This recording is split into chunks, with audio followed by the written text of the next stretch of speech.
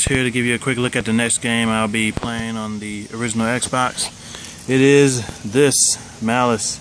I got this game back in 2006 because I was kind of interested in it back in the day when I was a kid, and here it is. The last time I played this was in 2009, and I even have a receipt here to show the exact date I last bought this at.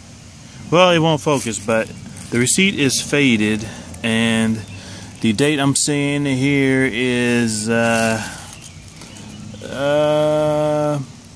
September 2nd, 2006. That's when I last bought this.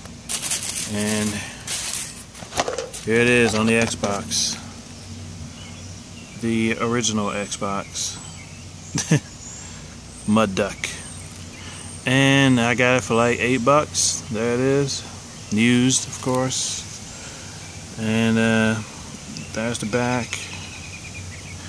And I'm gonna play this bad boy again, and we shall see how that goes. So I will catch you all when I actually play this. See ya. Hello, ladies and gentlemen. I'm going to talk to you all about a very obscure game called Malice on the Xbox, and it also came out for the PlayStation 2. This game has a very interesting backstory, a history, prior to it finally being released back in 2004. Okay, we're going to get into that, into my notes here. I've dug in and done some research on this, and I found out some stuff that I did not know about this game. So I hope that you all find this interesting. Here we go. Malice was also known as Malice, a cat's tail.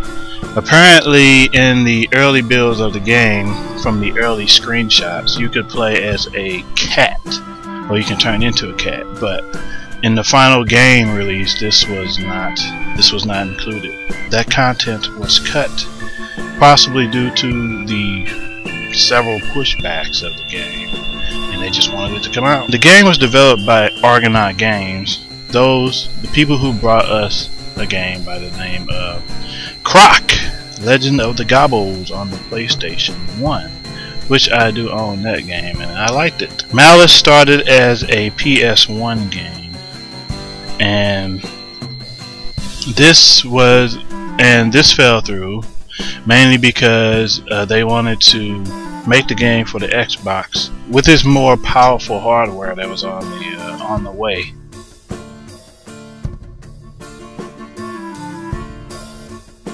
The game was in development from 1997 to 2003, so that should tell you something. The game, like I was saying, the game started as an Xbox. Well, it started as a PS1 game, and then they wanted to make it into an Xbox tech demo to showcase the graphical power of the Xbox. Like I said, it was originally slated for a release on the PS1, but Argonaut wanted to push it onto the new Xbox just to show off this power.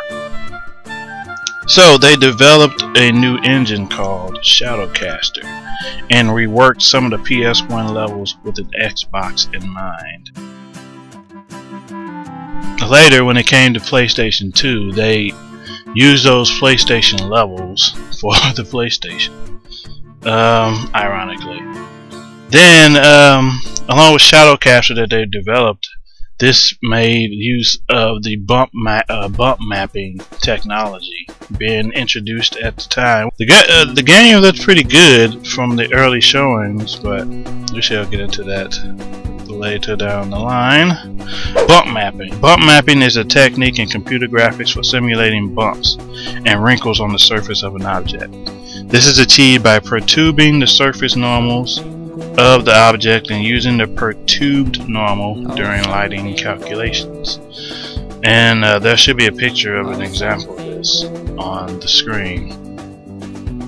Oh, something good tonight, make me forget about you for now.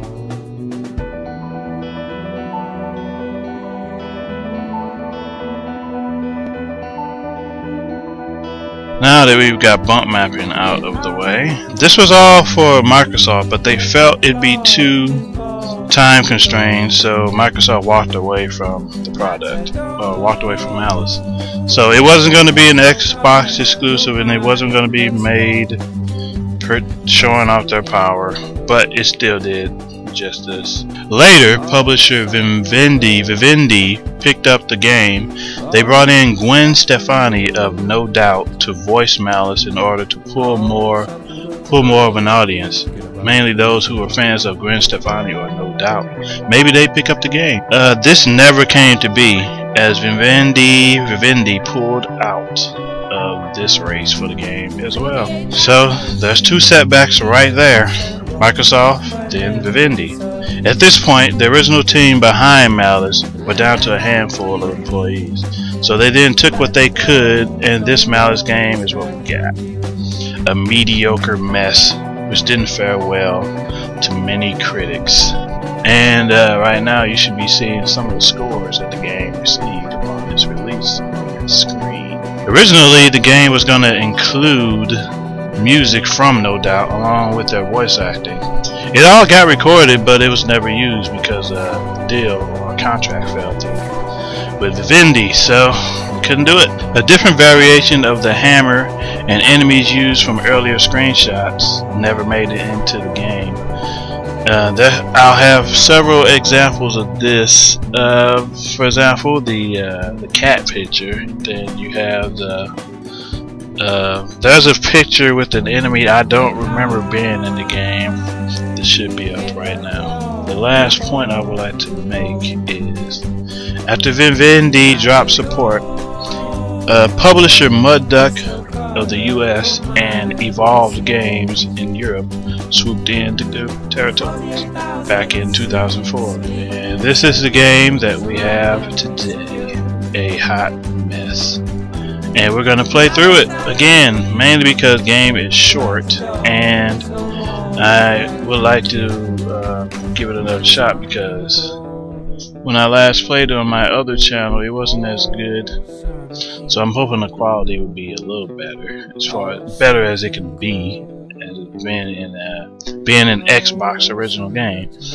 Well, that's all the history I have for you regards to Malice, and I hope you found that interesting. I know I did when I dug it up, and I will catch you guys in the next part when we actually play the game. And I will be reiterating some of what we talked about right here in the regular playthrough of the game, so just to make it interesting. It also turns out that Malice was Argonauts' last game. They went out of business about 2 months after the game actually released.